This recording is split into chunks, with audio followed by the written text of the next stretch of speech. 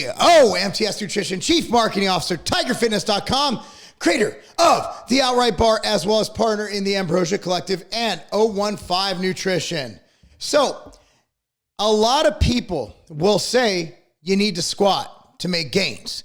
Not just leg gains, but overall gains, because squats are the king of all exercises.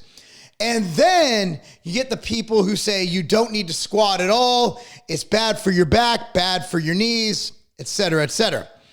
We'll start off by debunking that.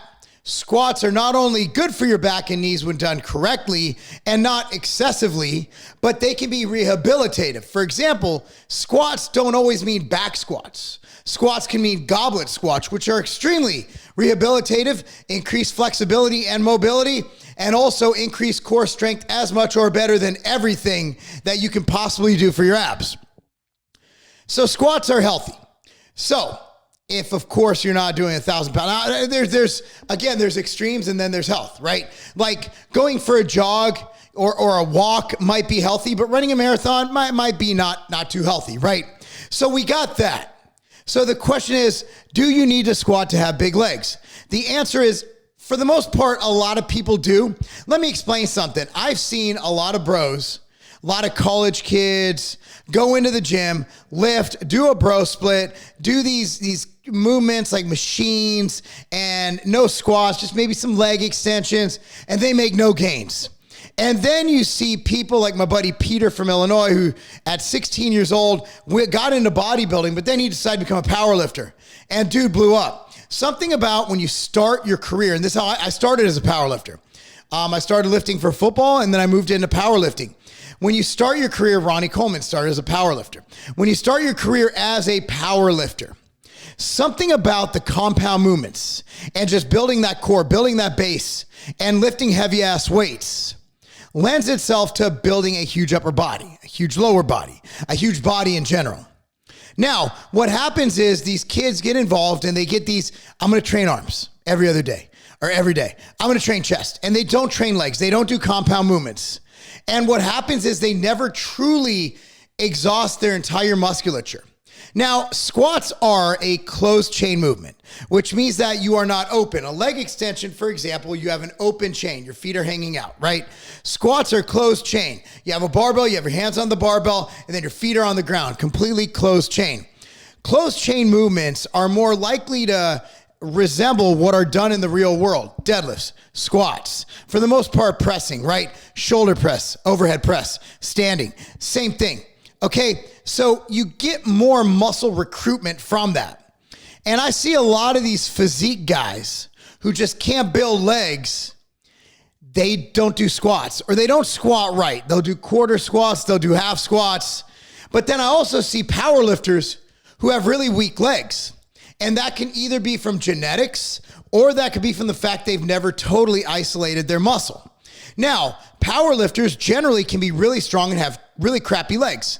Now, I'm not saying he had crappy legs, but Johnny Jackson's probably the strongest bodybuilder of all time, and his weak point are his legs. Guy squats 800 plus pounds for reps. Now, why is that? One is probably genetics. Can you imagine how small his legs would be if he didn't squat heavy? So his legs are probably bigger than what they should be. With all the androgens, all the other exercises and the squats, but he maximized his genetics with the squats. Our favorite outright bars that you might have forgotten about, now with 30 varieties, the Big O and Outright Bar, we're gonna just show it to you every single day. Now, my choice today is the toffee. Now, toffee is basically the more refined butterscotch. It is. It's a little crispy. It's refined. The beautiful thing about the toffee, it's simple, it's to the point, has these wonderful toffee bits in it, and this wonderful, look at the Heath bar. It's just so good. It's sweet, it's toasty. The toffee bar. This is actually, when I go into most vitamin shops, these are the ones they say are their favorite. What about you, man? I got the cookie dough, chocolate chip cookie dough right here. This is a go-to for me whenever I want something on the sweeter side of the Outright Bar variety. Got nice cookie dough chunks in there. See one right there? Yeah. Chocolate chips throughout, the peanut butter. This one's so good. So these are two varieties, again, 30 varieties of the Big O bar and the outright bar. And I gotta say it here, man, we'll get into this, but the chocolate fudge Big O bar, that's off the chain. But for now, we're gonna enjoy these, man. Get your outright bars today. Dorian Yates, someone who puts on muscle easy, is very bottom heavy. He started out doing squats. He definitely squatted, but he moved into more of a, leg press, hack squat type thing. Now, hack squats do mimic the squat, but they are free weight squats. So you can get by without doing squats. However, I do believe that for optimal development, not just from a physiological or a hypertrophy standpoint, but just from a human standpoint, a squat is a primal movement. You got squatting, you got bending, you got pressing, right? So you have all these different primal movements.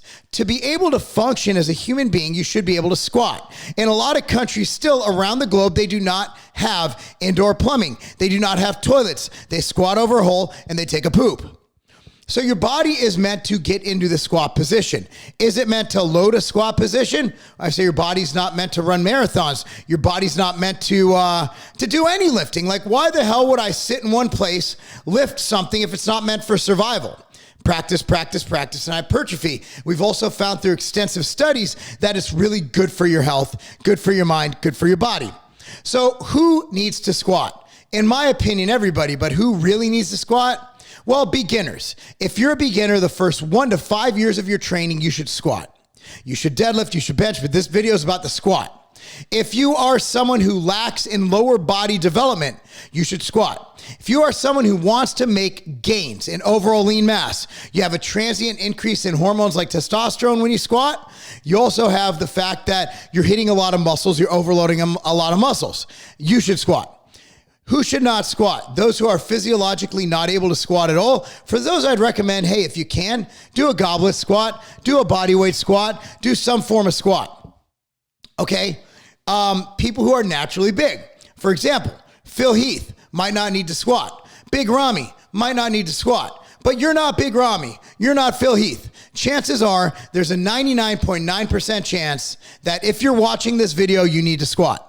Everybody should squat. How often should you squat? Some squat every day, some squat once a week. I'd say once a week is the minimum you should squat. Every 10 days is the most I'd put it off. You need to squat. It's a primal movement, hits every body part in your body, and it is a damn good muscle builder, mind builder, balance builder. It's just an optimal movement. If you can't squat barefoot, I'm a big fan of barefoot training.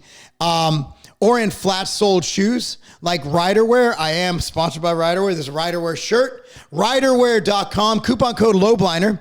Riderwear.com, coupon code Lobliner saves you. I wasn't even planning on doing that, but they could thank me later. So nonetheless, those are my recommendations. I think most people should squat. All athletes should squat. Should they back squat? Maybe, maybe not. If a back squat bothers you, try front squats. If a front squat bothers you, try goblet squats. In my opinion, the goblet squat is probably the healthiest movement you could possibly do in the gym. Goblet squat, if you search up goblet squat Lobliner on YouTube, you will get a lot of different video tutorials on how to do a goblet squat. You basically hold the weight out in front of you like this, right? Or a kettlebell, and you squat, keeping your chest out, butt down. Keep your feet flat on the floor, come ass to the ground. Okay, guys, that is what I think. Bottom line is, if you can squat, you should squat. Doesn't mean you have to squat as heavy as you can, but you should at least go through the motions. Now, for compound movements, in addition to isolation movements, I also see there being a benefit to a leg press, a benefit to a leg extension. I'll get into that real quick. Just give me 30 seconds to 60 seconds. Now, when you do a leg press, you do not have to support it with your upper body. You are sitting down, your hips are against a bench. You're simply pushing with your lower body, recruiting mainly your glutes, a little bit of hamstrings and quadriceps.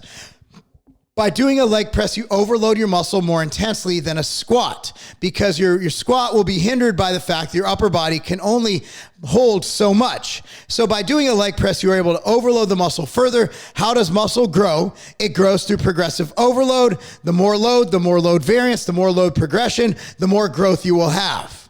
So my recommendation, do squats, but that doesn't mean you shouldn't add in leg press, hack squat, belt squat, even leg extensions if your knees can take it for optimal growth. Anyway, guys, hope you like that. If you like this video, be sure to subscribe to this channel, like this video, share with all your friends, and of course, shop at tigerfitness.com for all your health and nutrition needs. I'm Marc Lobliner, breaking it down for you on the Squizzles. That's not a game. MTS Nutrition Swole. Think about it. You just got done training. You could be low carb. You could be high carb. Like, man, I got to get in that protein to make the gains. It's not just about how much you take in. It's about how much you absorb. MTS Nutrition Swole doubles the power of your protein for about 8 hours after taking it. That's 8 hours. Plus, it increases your amino acid absorption. Swole is the perfect protein addition that you need.